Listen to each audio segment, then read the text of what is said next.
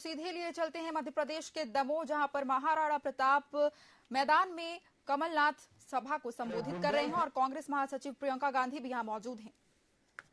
करेंगे, हमारे संविधान की रक्षा करेंगे, हमारे संस्कृति की रक्षा करेंगे, जो हमारे जोड़ने की संस्कृति है, दिल जोड़ने की, संबंध जोड़ने की, रिश्ता जोड़ने की, और हमारे आगे आने वाली पीढ़ियों के लिए उनका भविष्य सुरक्षित रखेंगे। और जब विधानसभा में हमारे दमोह का झंडा लहराएगा, ये आपका फैसला होगा। आप सबका बहुत बहुत धन्यवाद। मैं सभी दमोह की जनता से अनुरोध करूंगा कि माननीय श्रीमती प्रियंका गांधी जी को सुनने के लिए यहाँ पे आए हुए हैं, हार्दिक अभिनंदन करें उनका, सब तालियां बजाकर। मेरा सभी से अनुरोध है। और मैं अखिल भारतीय कांग्रेस कमेटी की महामंत्री माननीय श्रीमती प्रियंका गांधी जी से अनुरोध करूंगा कि दमोह की जनता को संबोधित करें। बहनों और भाइयों, काफी समय से आप इंतजार कर रहे हैं। सबसे पहले आप सबको इसके लिए बहुत बहुत धन्यवाद और इस सभा में आपका स्वागत। श्री कमलनाथ जी, श्री सीपी मित्तल जी, श्री सुरेश पचौरी जी, श्री रतन चंद्र जैन जी, श्री अजय टंडन जी, श्री प्रदीप खटीक जी, श्री ब्रिजेंद्र लोधी जी, श्री प्रताप सिंह लोधी जी, श्री विक्रम सिंह जी, श्रीमती ज्योति पटेल जी, आप सबका और सभी नेताओं का, सभी पार्टी के पदाधिकारियों का इस सभा में बहुत बहुत स्वागत। सबसे पहले मेरे साथ कहिए, भगवान जागेश्वर नाथ जी की, नौलेश्वर महादेव जी की। और आज वाल्मीकि जी की जयंती है, उनको भी बहुत बहुत नमन। ये महारानी दुर्गावती जी की धरती है। राजा नल और रानी दमयंती की कहानी भी यहीं पे, इसी धरती की एक कहानी है, विश्व प्रसिद्ध है। यहाँ से बहुत वीरों ने 1857 से लेकर आजादी की लड़ाई तक, देश की आजादी तक, इस देश के लिए बलिदान दिए, इस देश के लिए लड़े। आप सब जानते नहीं होंगे, लेकिन मैं पिछले 3-4 सालों से मैंने यूपी में काम किया और बुंदेलखंड के कुछ इलाके जो यूपी में हैं, उनका मैंने काफी दौरा किया है और काफी मैं लोगों से मिली हूं, मैंने बातचीत की है। जैसे कमलनाथ जी ने कहा, एक समय में कांग्रेस ने एक बड़ा पैकेज दिया था बुंदेलखंड के लिए। आज परिस्थितियां कुछ अलग हैं, चुनाव का समय है। आपको आदत होगी कि जो भी नेता आता है, जिस पार्टी का होता है, उस पार्टी के बारे में बात करता है और दूसरी पार्टी की आलोचना करता है।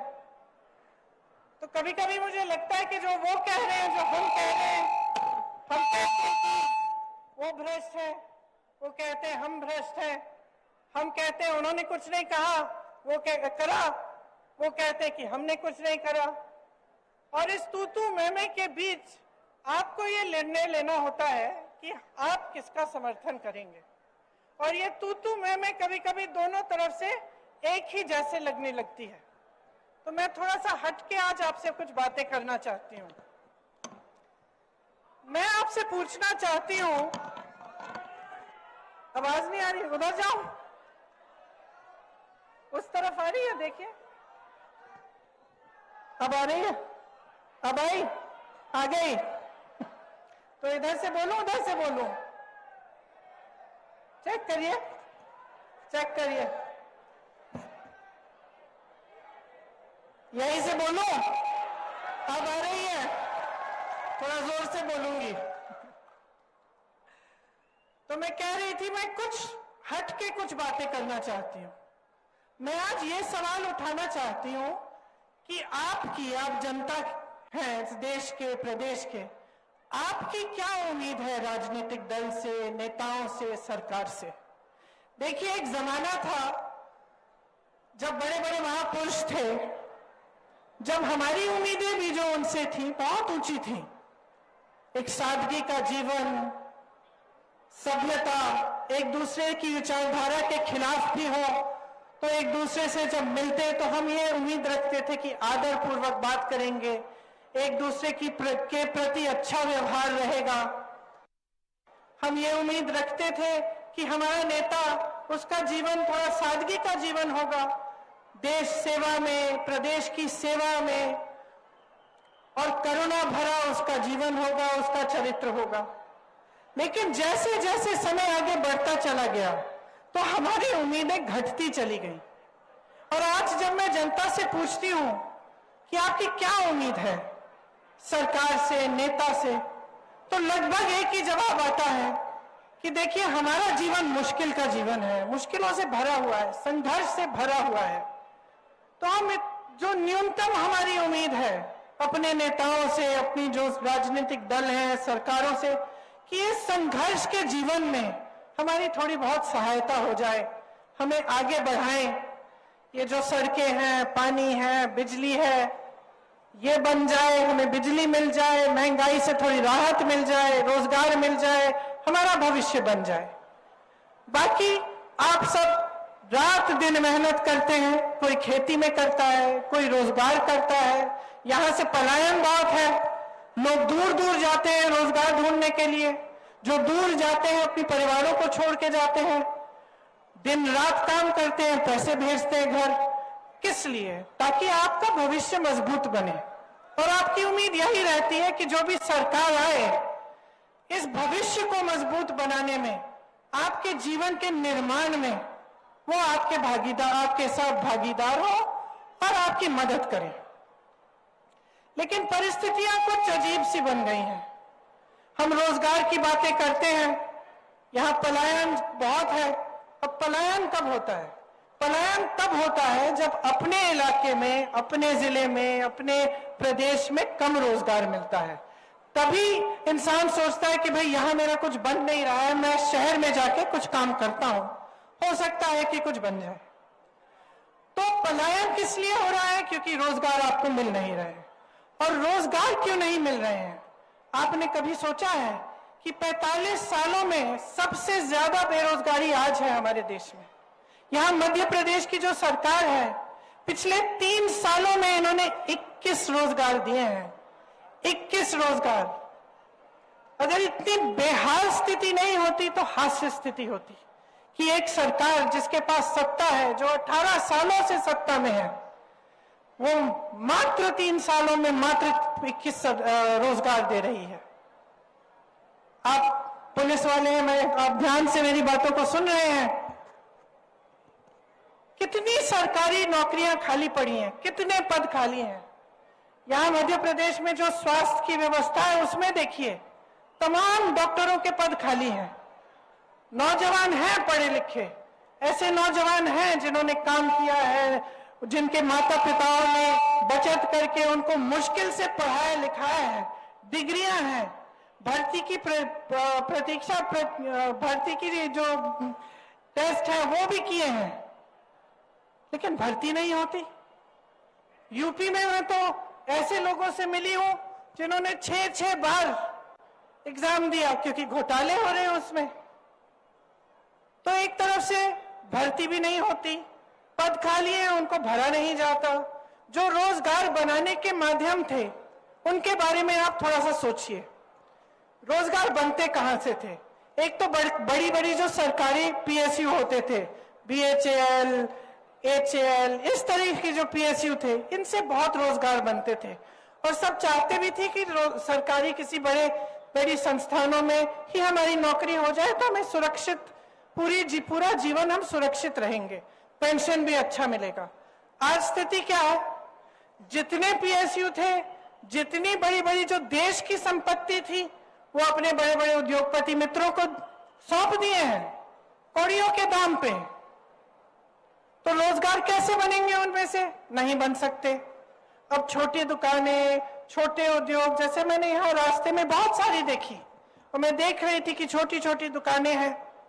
आपने इन दुकानदारों के, इन छोटे उद्योगपतियों की कमर तोड़ रखी है। पहले आप नोटबंदी लाए, नोटबंदी से इनका नुकसान हुआ। उसके बाद कोरोना आया, कोरोना में शायद हमारे ही देश में किसी को राहत नहीं मिली होगी।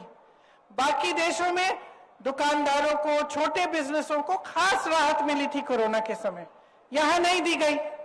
ठीक है, उसके बाद क्या किया इन्होंने? जीएसटी लाए, जीएसटी से और भी मुश्किलें बढ़ गई।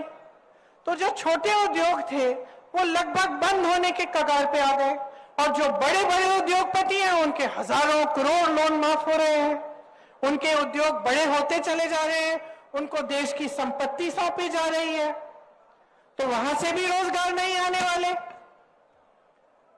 तीसरी जगह जहां से रोजगार आते थे, खेती, खेती किसानी से और ग्रामीण रोजगार से।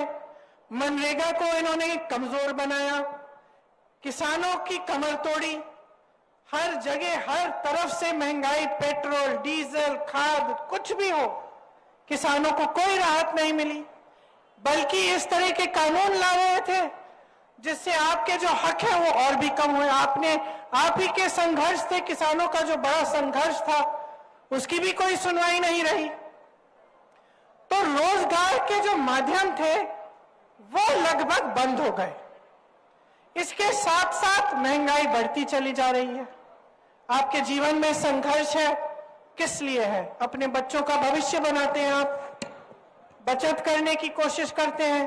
आज हर चीज पे जीएसटी, बच्चों की किताबें खरीदने जाएंगे, जीएसटी महंगी हो गई, यूनिफॉर्म खरीदना है, महंगा हो गया, इलाज कराना है किसी का, महंगा है, 10 बार सोचना पड़ता है कि अस्पताल ले जाएं, अस्पताल में पता नहीं डॉक्टर मिलेगा कि नहीं। अगर घर में कुछ नुकसान हुआ है, कुछ टूट गया है, उसकी मरम्मत करवाने के लिए सीमेंट पे जीएसटी, रोड़ी पे जीएसटी, बालू भी महंगी। तो आप आगे बढ़ कैसे पाएंगे? एक तरफ बेरोजगारी, दूसरी तरफ महंगाई। मैंने आपकी बात की, आप सुन रहे हैं। सरकारी जितने भी अधिकारी हैं, जिसकी भी सरकारी नौकरी है, एक ही मांग है आपकी आज, एक ही मांग है कि हमारी पुरानी पेंशन दे दो, है कि नहीं? और क्यों है ये मांग? क्योंकि जो नौकरी आपने वफादारी से 20 सालों के लिए की, एक तरह से वो भी तो देश सेवा है। आपने देश के लिए सेवा की, आपने नौकरी की, तो क्या ये आपका हक नहीं बनता कि आप बाद में सुरक्षित रहें? तो यही आपकी मांग है कि हमें पुरानी पेंशन स्कीम दिलवा दीजिए। और जवाब क्या मिलता है? ऐसे नेता है, ऐसी सरकार है जिससे आपको जवाब मिलता है कि इसके लिए पैसे नहीं है। अगर पैसे नहीं है तो जो बड़े बड़े उद्योगपति हैं, अडानी जी जैसे, उनके कर्ज माफ करने के लिए पैसे कहां से आते हैं? हजारों करोड़ रुपए आपने उनके माफ किए, देश की संपत्ति आपने उनको सौंप दी। आप खुद 8,000 करोड़ के एक हवाई जहाज में घूम रहे हैं।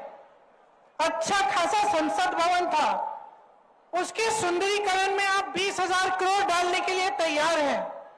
एक बड़ा हॉल बनाया आपने दिल्ली में, 27,000 करोड़ उसमें आप खर्च रहे हैं, और फिर आप कहते हैं कि आपके पास पेंशन के लिए पैसे नहीं। आप कहते हैं कि किसानों के पास उनके कर्ज माफ करने के लिए पैसे नहीं है। तो जनता का विश्वास कैसे होगा आप में? बड़े बड़े इवेंट होते हैं, मीडिया रोज रोज आपको बताती है कि कितना काम हो रहा है, क्या नहीं हो रहा है देश में, लेकिन क्या आप अपने जीवन में इस काम को देख रहे हैं? आपका जीवन कैसा है? मैं आपसे पूछना चाहती हूं, इतने सालों से भाजपा की सरकार आपके प्रदेश में है, क्या आपके जीवन में तरक्की हुई है? बताइए, तरक्की हुई है? आपको रोजगार मिले हैं? महंगाई घटी है? तो आपके लिए क्या कर रही है सरकार? आपने तो पहले अपनी उम्मीद गिरा दी। आप तो कह रहे हैं कि भैया हमें न्यूनतम उम्मीद है कि हमारे संघर्ष में मदद कर लो। इतना भी नहीं हो रहा है आज आपके लिए, इतना भी नहीं हो रहा है। जो देश और प्रदेश में सरकार चल रही है वो बड़े बड़े उद्योगपतियों के लिए चल रही है, उसमें मिडिल क्लास, गरीबों के लिए, किसानों के लिए कुछ नहीं है। और जब हम ये चीजें उठाते हैं जैसे जब हम आरक्षण की बात करते हैं, अब ओबीसी एससी एसटी के आरक्षण की बात हम करते हैं, या हम कहते हैं कि चलो जातिगत जनगणना कर लो, इसका मतलब क्या है? जातिगत जनगणना का मतलब है कि गिनती कर लो। हम जानना चाहते हैं कि देश में ओबीसी वर्ग के कितने लोग हैं, देश में एससी वर्ग के कितने लोग हैं, एसटी के कितने लोग हैं, क्योंकि अगर सरकार जानेगी नहीं तो सही तरह से न्याय कैसे दे पाएगी? जब हम आरक्षण की बात करते हैं, जब हम रोजगार देने की बात करते हैं, चलिए ये भी छोड़िए, जब हम ये बात करते हैं कि हमें ओबीसी वर्ग के लिए कोई ऐसी योजना बनानी है जिससे आप मजबूत बनेंगे, जैसे आप ये सारे काम करते हैं, इनको मजबूत करने के लिए, आपको थोड़ी सी सहायता देने के लिए हम योजना बनाना चाहते हैं। तो अगर हमें यही नहीं मालूम कि कितने लोग हैं किस वर्ग के, तो हम ये योजनाएं कैसे बनाएंगे? तो हम कह रहे हैं कि जातिगत जनगणना करो। बिहार में की गई है, एक गिनती की गई है, उसके तहत 84% जनता, आधे से बहुत ज्यादा एससी एसटी और ओबीसी निकली। अब आप अगर देश में देखें तो जहां जहां ऊंचे पद हैं, बड़े बड़े उद्योगपतियों को देखिए, मीडिया के जो बड़े बड़े चैनलों के जो सबसे ऊपर सबसे हेड हैं उनको देखिए, आप सचिवों को देखिए सरकार के, आप यूनिवर्सिटीज के वाइस चांसलर्स को देखिए, तो आपको पता चलेगा कि ये प्रतिनिधित्व आज नहीं है। 84% अगर ये ओबीसी एससी एसटी वर्ग के लोग हैं, लेकिन 90% से ज्यादा आपको मिलेंगे कि इन वर्गों से नहीं है, जो इन बड़े बड़े पदों में है। तो न्याय की बात है, न्याय की बात है कि अगर 84% इस वर्ग के हैं तो कम से कम उनको भागीदारी मिलनी चाहिए, उनका प्रतिनिधित्व न्यायपूर्वक होना चाहिए। लेकिन आप तो गिनती करने के लिए तैयार नहीं है। लेकिन हम कहते हैं जातिगत जनगणना करो, ये लोग मौन हो जाते हैं, चुप हो जाते हैं। लेकिन बड़े बड़े इवेंट करते हैं कि हम ओबीसी को बढ़ाना चाहते हैं आगे, हम ये करेंगे वो करेंगे, बड़ी बड़ी घोषणाएं करते हैं। जब हम कहते हैं गिनो भाई कितने हैं, गिनना नहीं चाहते। महिलाओं को देखिए, महिलाओं को आरक्षण कांग्रेस पार्टी ने दिए 33%, इसलिए गांव गांव में आज महिलाओं का प्रतिनिधित्व है।